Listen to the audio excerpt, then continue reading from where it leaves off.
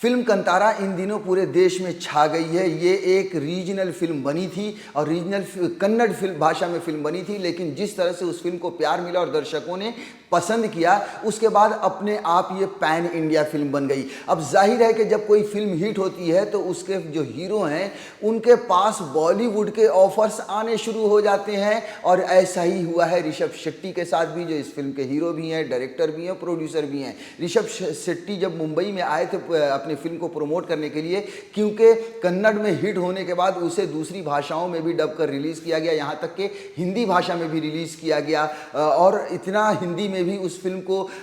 ये मिल रहा है, सफलता मिल रही है कि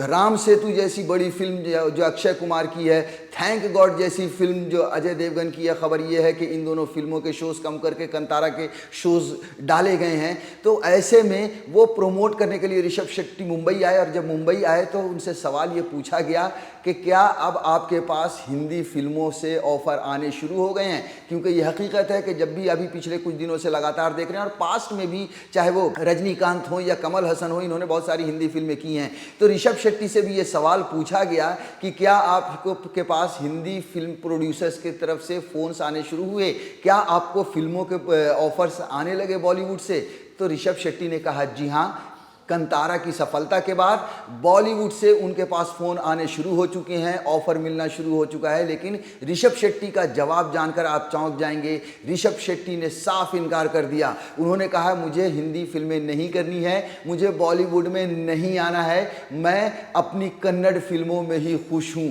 तो एक तरह से ये समझ लीजिए कि ये एक झटका भी है कि एक आदमी जो, या फिर हर किसी का सपना होता है कि वो बॉलीवुड में आए, वो बड़ी पहचान बनाए, पैन इंडिया बने, या हर पूरे देश में उसका नाम हो, लेकिन ऋषभ शेट्टी ने सीधे सीधे बॉलीवुड में आने से इनकार कर दिया है। हालांकि ये हो सकता है कि उन्हें ये लगने लगा हो कि कंतारा जिस तरह से अपने आप पैन इंडिया फिल्म बन गई है, वैसे ही वो आगे भी फिल्में बनाएंगे,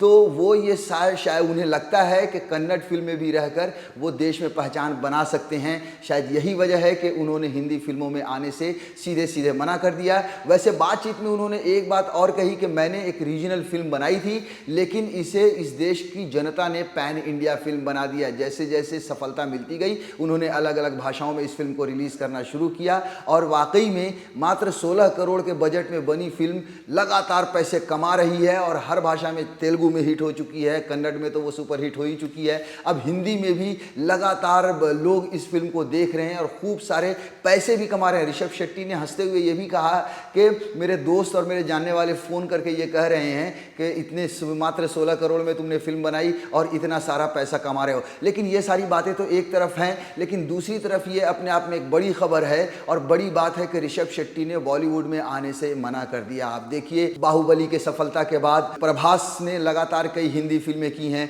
उसके बाद और भी वहाँ के बहुत सारे एक्टर्स हैं जो हिंदी फिल्में कर रहे हैं, लेकिन ऋषभ शेट्टी का इस तरह से इनकार करना कहीं ना कहीं ये दर्शाता है कि अब बॉलीवुड में पे शायद उनका विश्वास ना हो, क्योंकि आप देखिए कि प्रभास की लगातार जो भी हिंदी फिल्में आ रही हैं वो कामयाब नहीं हो रही हैं, दर्शक नहीं देख रहे हैं। तो हो सकता है कि ऋषभ शेट्टी को ये लगने लगा हो कि हिंदी फिल्म में आने से फ़ायदा क्या, अगर अच्छी फिल्म कन्नड़ में बनाओ और उसे अलग अलग भाषाओं में, यहाँ तक कि हिंदी में भी डब करके रिलीज़ करो, तो भी उन्हें सफलता मिलेगी।